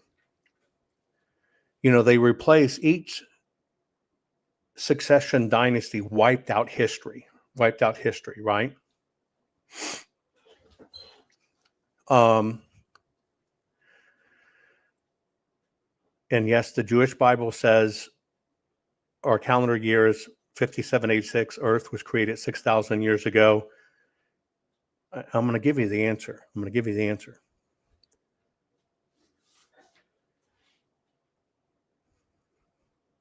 You can date jade. In the Hongshan dynasties and other dynasties that are left remnants that are now being found in ancient Chinese digs, which is one of the places I like to work, do some work. For years, I've been talking about this. They talk about a time where man existed with other mankind's, hominids, Neanderthals, etc. I have all of these artifacts, and I'm just going to show you one. If you were to look right now, you could Google it right now and say, what are the new findings regarding Neanderthals interbreeding with humans? It's one of the biggest rages going on right now because of a key find that was found in Spain, right? And they're talking about, wow, Neanderthals, cavemen, must have coexisted with man and commingled. Well, I've been saying this for years, and it's because I have all these jade artifacts that show Chinese archers and hunters on a hunt with dogs being led by Neanderthals. But nobody paid attention. But check this out. This is a jade piece.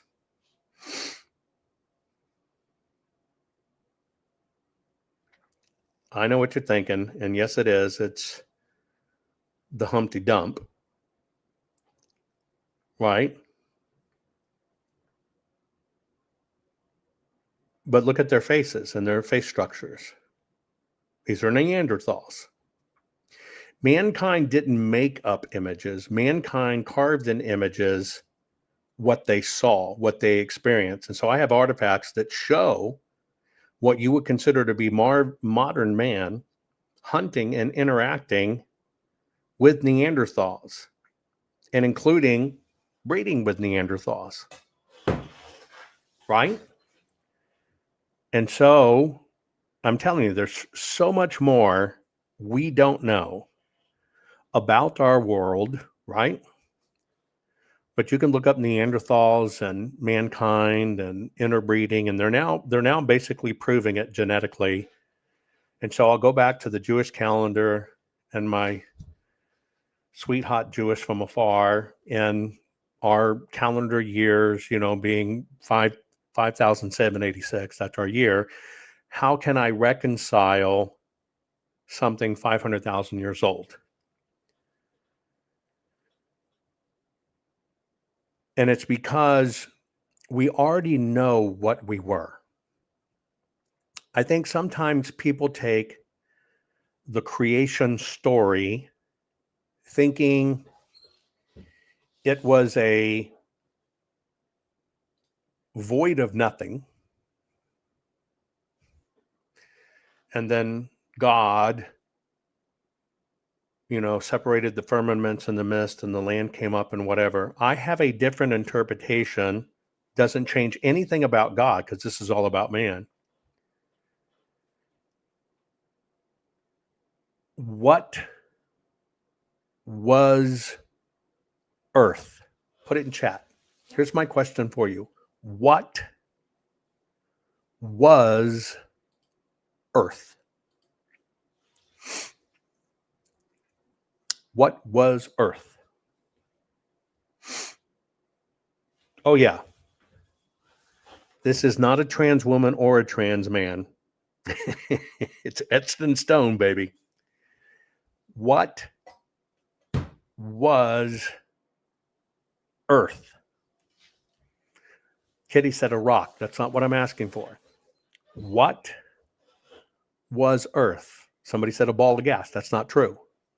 What was earth? What was, if you had to look at earth and you're looking at the history of earth, somebody says magma. Nope, you're still getting it wrong. Somebody says void. You're still getting it wrong. Nothing. That's just not true. What was earth? We have absolute proof of it. What or who inhabited the planet Earth? I know people are saying it was void and without form. I'm about to give you what that actually means. But we have definitive proof what inhabited Earth. Somebody says chaos. You're thinking what you've been taught versus what's real, what an energy. What was on Earth? Who and what inhabited Earth? You know this. What inhabited Earth?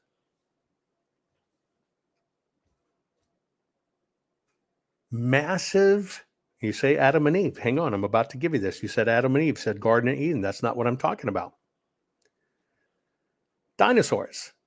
Now, you've seen dinosaurs, right or wrong. Have you seen dinosaurs? Have you ever seen an artifact of a dinosaur, etc.? You have. So on Earth,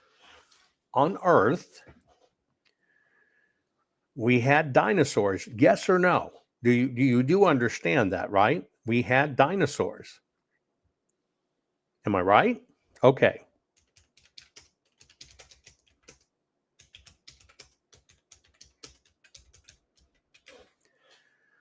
So here's why I tell you that, because it's not a trick question. It's not a trick question at all. It just isn't. Okay. It's a factual question. Now, the other question I have for you, okay, is how are fossils created? So there was no trick question in there. Okay. There was not a single trick question in there at all. How is a fossil created? Just tell me the mechanics of creating a fossil. Does an animal just die and fall over and it becomes a fossil? The answer is no. The answer is no. In order for a fossil to be created, it needs a cataclysmic event, massive pressure, and time. A fossil is not just created over time. It must have a catastrophic event, an instantaneous event of tremendous pressure, and then time. So I proved this theory again, archaeology world said I was nuts. If you were to look at all of the dinosaur tracks that are encased in stone, okay, across the globe, they're all over the place. You'll see them going up stone mountains and stuff. You'll see those dino tracks. Well, we took the time to plot them. And ancient archaeologists said, well, that's just the hunting grounds. No, it's not. It's not the hunting grounds.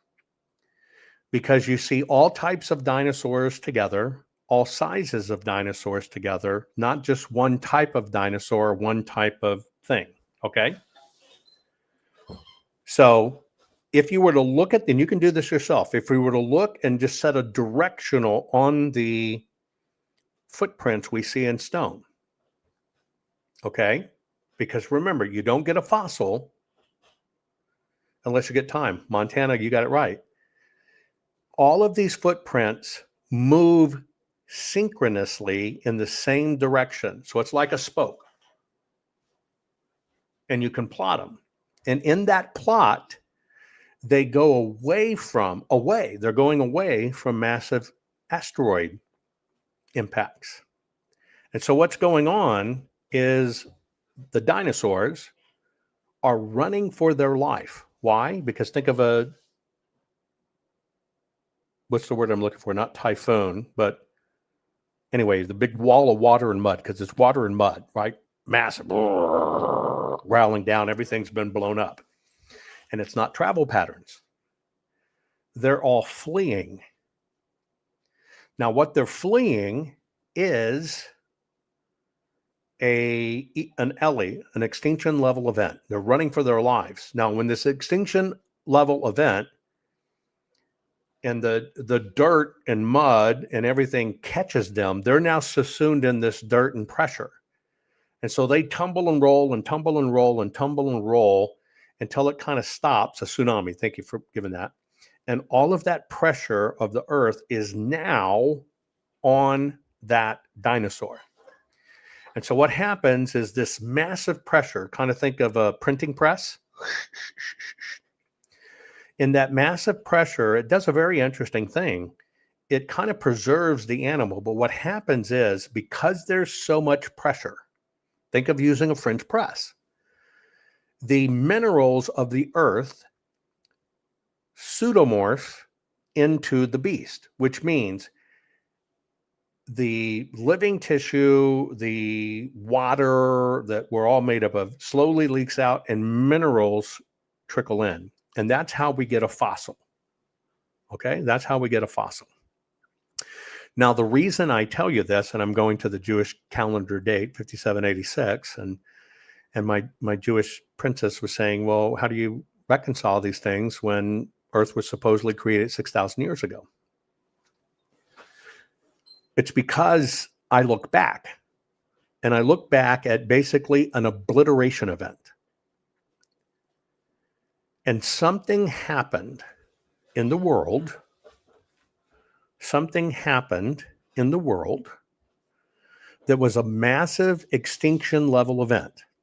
Now, it paved the way for mankind. We can't coexist with dinosaurs. I know you understand that, right? We can't coexist with dinosaurs.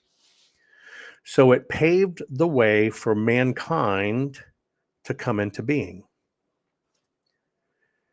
If you understand that, and you understand the Great Deluge, which every culture in the world has the Noah flood story, every one of them, their own variations of it, and it tells the same thing.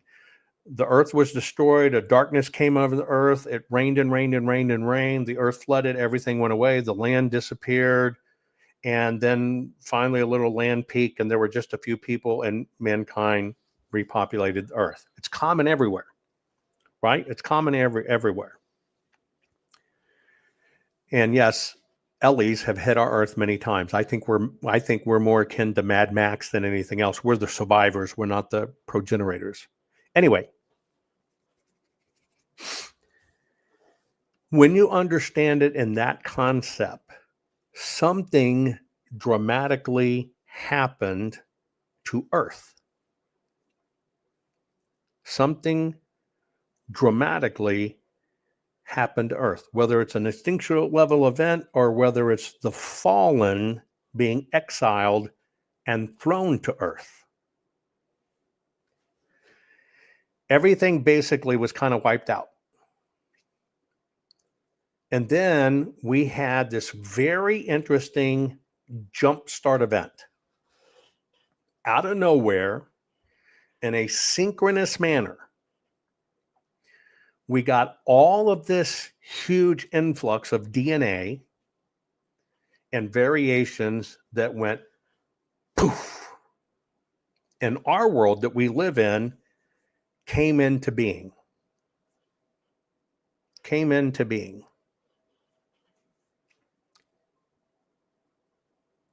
I equate mankind's reign and the Noah event. I don't put them in those same windows. We know that God created man. We know that there were good and bad on the earth. We know from the Bible there were giants on earth, the Nephilim and the men of old. The Bible tells you. And so what I personally think happened and how I count for the timelines is that God saw fit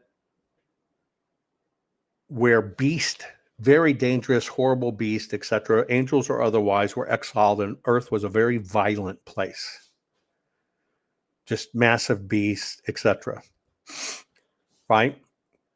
And the Bible tells you about leviathans and everything else. You're right. That particular planet, which is now our planet, that's what Earth was in its ancient history. And in that, whatever you want to call primordial soup, we, meaning mankind, got created, Adam and Eve, Garden of Eden, but it was a spontaneous growth of all this DNA. But even in our ancient texts, it clearly tells you there was something before it, and they were big and old and dangerous and horrible and whatever, and giants. Now, the reason you don't know this from an archaeological standpoint is because if archaeology taught you this, they would actually be, right? And some people say, they try to explain a day is 1,000 years and 1,000 years in it is a day. I got that. I'm putting time aside. Archaeology doesn't teach you the truth because you'll learn many things. The most thing is you'll learn we've done this before, and you'll learn we've destroyed our fucking selves before. There's nothing new under the sun. Mankind has obliterated itself. And I won't go into that. I'll do a show on one day. But the reason archaeology doesn't teach you these things, and I'm going to try to share something on my screen. The reason archaeology doesn't teach you these things is because you'll learn the truth.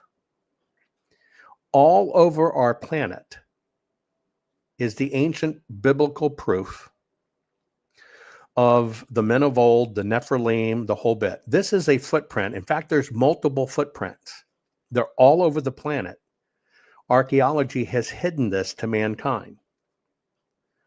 This thing right here is in an ancient sandstone. It is not carved. It's sandstone carved from like a beachhead that is so old that when the tectonic plates crashed in South Africa, it pushed these things up vertical, and they actually kind of go up a cliff and stuff. The ancients there, for thousands of years, have always called this the footprint of God. In fact, if you look in the bottom of the footprint, you'll see they do money offerings and stuff to it. These giant footprints, this particular person would have been a statue, having a stature of probably 50 to 60 feet tall, which is exactly what the Bible has told us. But archaeology doesn't cover this, and you can find them everywhere. They always try to say they're carved. Well, this is sandstone, and you can see that this foot went in a motion walking. That's why it pushed up the sand around the toes and did the impressions, and it pushed up that little piece of stone form, and just kept on walking. Well, these were at a time that whatever happened at an extinction level event encased these and changed it. And then as the tectonic plates pushed it up, it revealed them again. The flood threw everything in the world together. And so you and I, it has nothing to do with Christian faith. It has nothing to do with biblical faith. In fact, it codifies the Bible. And this is why ancient archaeology does not teach you these things, does not embrace these things. They say they're all hoaxes, just like there's no such thing as election fraud. It's the truth. It's the truth of where we come from. It's the truth of what mankind is. It's the truth of where we are in this process. We've been here an incredibly long time. And where you and I are in this mix is we're the remnants. We're the remnants on a planet that was filled with beasts, that was horrible and dangerous and volcanic and fiery and sulfur-ridden and whatever, where I believe the third of the heavens was thrown to. That's what Earth was. You can call it hell because Earth is hell, right? And that's why Earth is and has always been Satan's domain. And out of this, in this fight of good or evil, because of extinction level events, mankind was spawned by divine creation and divine intervention, and here we are. But we are the remnants. And that's the problem with society. Every society wants to believe they're the beginning of everything, and it's just a fucking lie. And they hide it. And even more is hidden, like these footprints, these places. I can show them to you all around the planet. They hide them because you will clearly see that document, and Kitty, thank you for bringing up, the Bible and confirming it and those artifacts found. There are so many things that confirm that thing called the Bible is absolutely real. It's put together at different times, and there's a little bit of jumble and stuff to it, but it's true. And that's why archaeology does not acknowledge these things. But more importantly, the reason it doesn't acknowledge these things is because even atheists and other stuff will have to understand we didn't evolve, we were created, which basically means God's real. And governments, peoples, rulers, and countries do not want you to believe there is something you're accountable to higher than them. And that's what it's all about. Anyway, I don't know. I guess it was Kitty that brought us into that stuff, but there's amazing stuff out there. This is what I spent my life doing, right? All of my life, I had retired very early, and I was about exploration. I was chasing these things down around the world. That's why I have these artifacts. I'm chasing the truth of what are we? Where do we come from? And then, of course, I put my world on hold to do my best, as flawed as it is. As flawed as it is, folks, because if I'm telling you, it's flawed.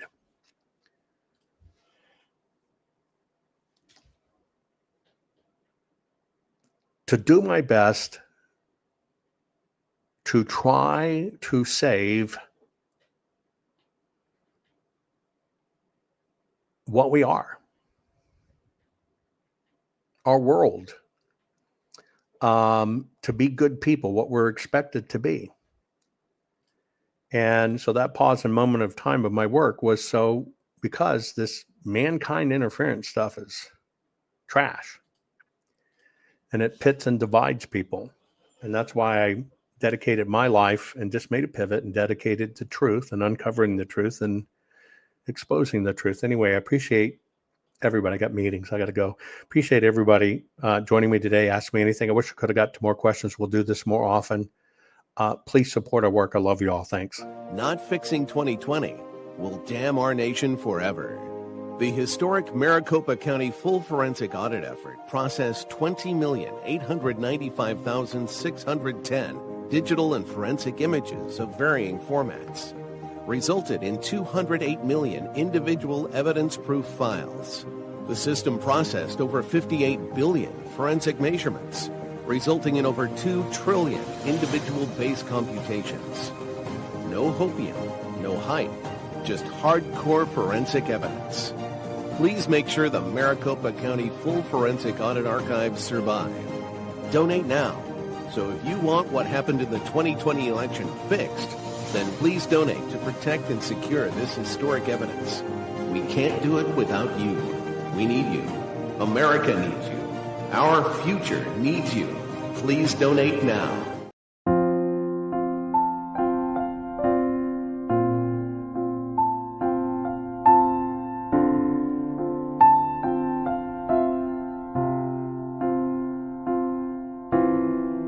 Fight for free and fair elections. Invent and scan the ballots of kinematic artifact detection. You love to read and learn, travel and explore. You're a fearless, braveheart patriot who's opened doors. You are courage, you're our voice. Jovan, we thank you for what you're fighting for. You're our warrior. You are brave like a lion. You're David fighting Goliath, couldn't ask for more. You're our warrior. Think of what you've done for you, for me, for our country. You'll go down in history as our warrior.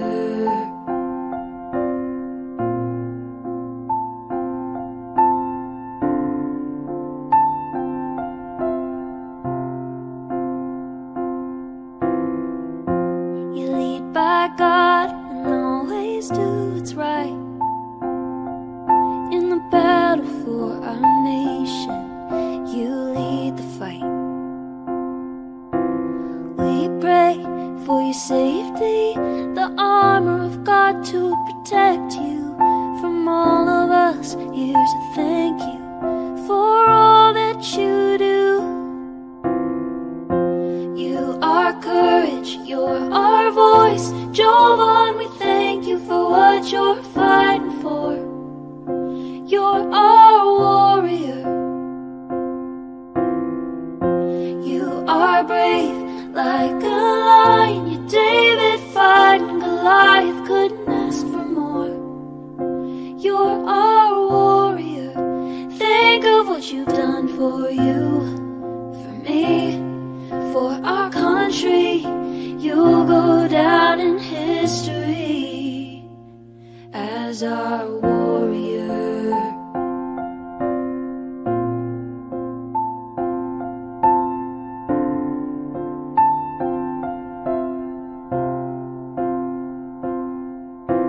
Jovan, you're a hero we stand behind.